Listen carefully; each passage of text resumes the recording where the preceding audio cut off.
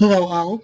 So today we'll be discussing the topic of are mobile apps here to stay? So this will be part of our assignment 3, where we'll be presenting, some facts and justifying whether or not mobile apps are here to stay. So our group consists of me, Ishraq Kareem, Ben Ross, Christy K. Boyd, and Paul Thim.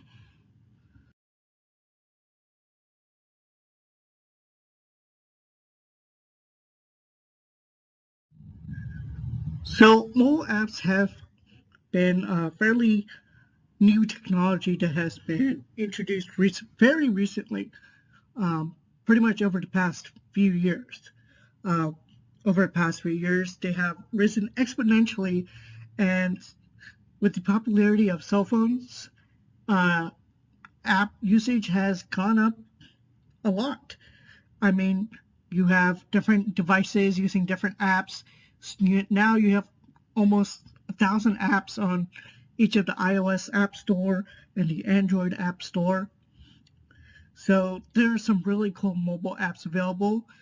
However, mobile apps cost companies a sizable amount of money to maintain and upgrade.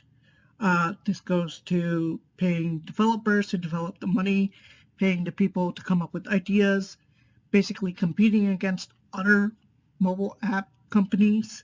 Not only that, but they have to upgrade and maintain their website as well and try to please their user base. Like I said before, cell phone users can use a browser on their phones to access the same exact information. Um, and because of this, there's kind of a rift, a competition between, the website version and the mobile app version.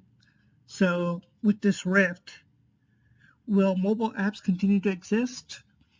Or will companies decide to focus only on their corporate websites? So we'll be talking about this further down in the presentation.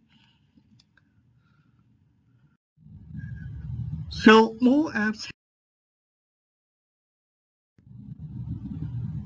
So as mentioned before, there are thousands of apps across different companies on the App Store for both iOS and Android.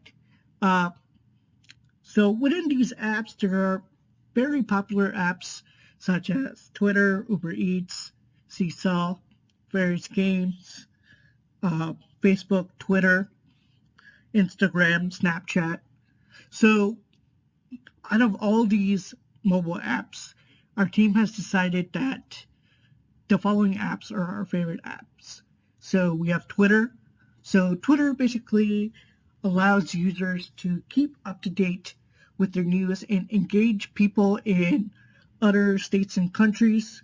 So one great thing about Twitter allowing users to keep up to date with the news is they have a trending portion. So basically users can go to the trending portion and basically have kind of the top 10 news of the day. So people are, staying up to date with the current information and news that is happening across each and every country. Then you have Uber Eats slash DoorDash. So, back in the day before cell phones, before all these mobile apps, people had to go physically to, certain restaurants to get their order. Um, Before mobile apps, you know, the only companies that did delivery were basically pizza and Chinese places. So with the rise of mobile apps such as Uber Eats and DoorDash, people don't need to get up to go to these restaurants anymore. Uh, the app allows users to get food delivered directly to their door from restaurants that don't usually deliver food. So the next app that our team favorited is Seesaw. So Seesaw is a great app that allows parents to communicate with their child's teachers and stay up to date on their child's schoolwork. Then we have various games. So there are very popular mobile games out there. You have COD Mobile, you have PUBG, you have Fortnite. All these games, with the rise of mobile apps, have just skyrocketed. And, you know, they start to make a lot of money off of it. They start to monetize everything, which is another topic we'll go into later on in the presentation.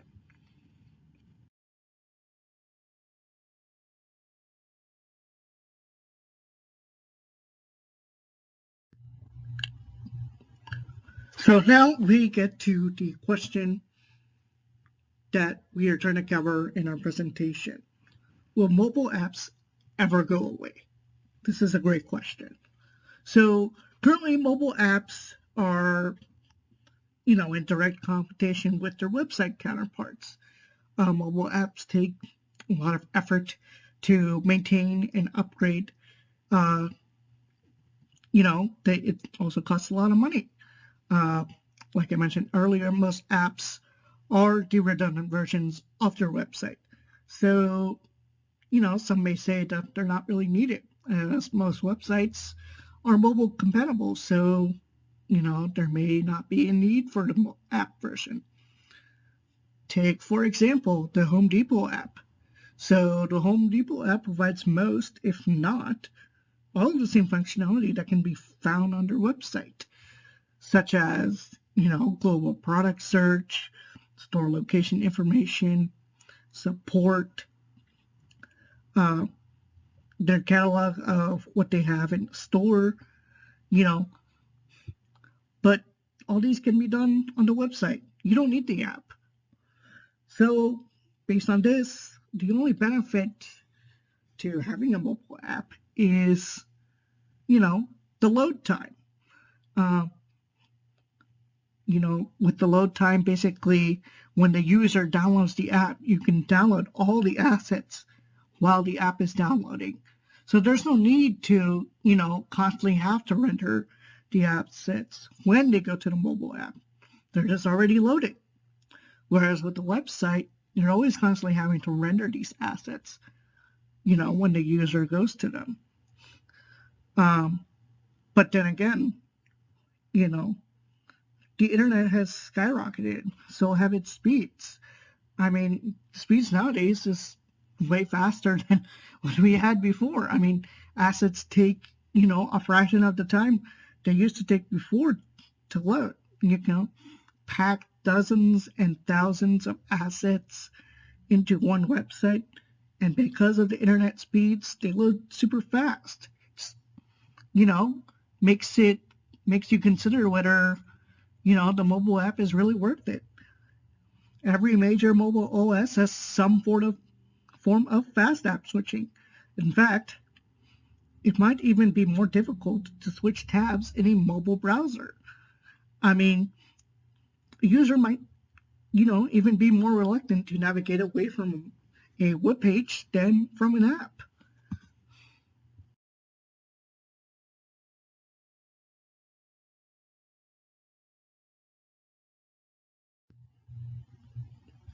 To mobile or not to mobile. Most companies have a specific criteria that enables them to determine whether or not the mobile app is successful. So we have two areas that we want to cover in this topic. We have the functionality and future technology. So within functionality, the features of an app are important because that is what brings the app to life. When developers are creating the app, they have to consider what features the user might want, what features that what features will retain that user base. I mean, that's the whole point. You want to make an app successful, it has to run for a long time. You have to keep a user base, you have to have people using the app, and you need features to keep the attention span of the user base. When developers create an app, that app is provided, it's expected to provide the same experience to the user as the website. They want the user to be able to seamlessly, switch between the website and the app. So with the website, uh, updates and app firmware will need to handle any new changes, or the updated firmware will need to be compatible. Maintenance on with certain features may cause developers to accept a loss of continuous app support. The next thing we need to cover is future technology. So when Apple released the iPhone, it changed its design standards and consumer expectations forever. Currently, the majority of phone users are in the possession of a smartphone which contains apps. As technology advances, new ways of communication will be developed, which can make apps obsolete. I mean, advancements in Siri and voice control can make apps pointless. Phone redesign may be incompatible with apps. Current phone makers may utilize a new method of organizing websites and tools on their software.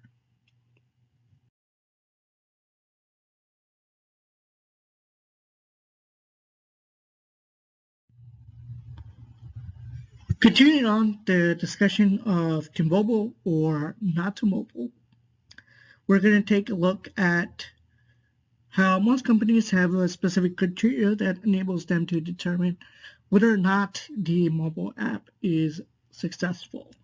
So we'll be looking at two things, the consumer base and the financial impact on the app. So with the consumer base, basically companies are able to track user traffic to monitor performance and usage metrics. They can track how many people are using the app, how many people, are using a certain feature, how many clicks they're getting, how many times a user opens the app. So these metrics can help direct development teams to either, enhance their mobile apps to increase traffic or sunset the app altogether. Not to mention, user reviews for apps on the App Store can also be, a driver to see whether or not the app is successful. I mean, people will rate, you know, 5 stars for their favorite apps, or maybe if they don't like the app, they'll give it a 1 star.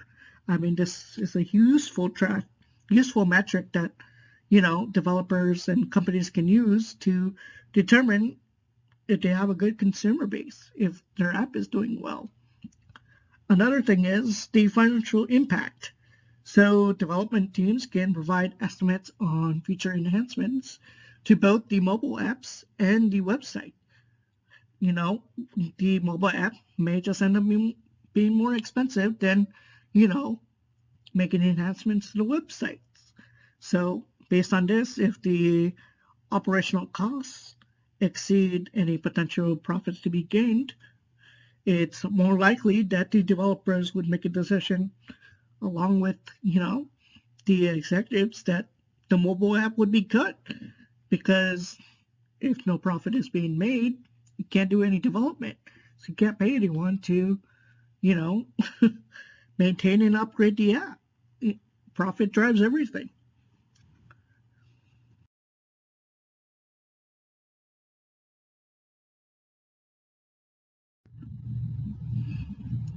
So in our presentation, we covered, whether or not mobile apps will go away or if they're here to stay. We covered how user base is important in determining whether or not an app is doing well.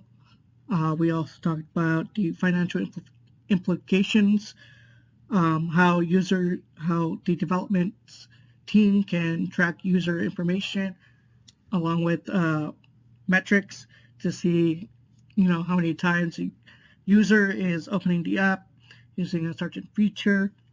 We talked about how mobile apps um, are continuously getting more expensive to develop. Uh, Websites are also being developed in tangent with their respective mobile apps.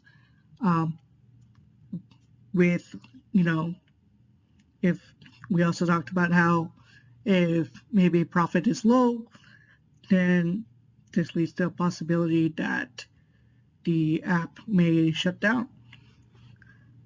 We also talked about, specific apps such as Twitter, which allows users to see the news and interact with people all around the world. We also discussed the Home Depot app. We made a case that, the mobile version and the website version aren't so different from each other, which further, pushes the argument that maybe mobile apps will go away. In addition, websites are getting better to maintain and upgrade due to the advancement of web UI frameworks and constantly increasing internet speeds, which, in turn cut into the benefits granted by a dedicated app, meaning more and more companies will have a harder time justifying the cost of such development.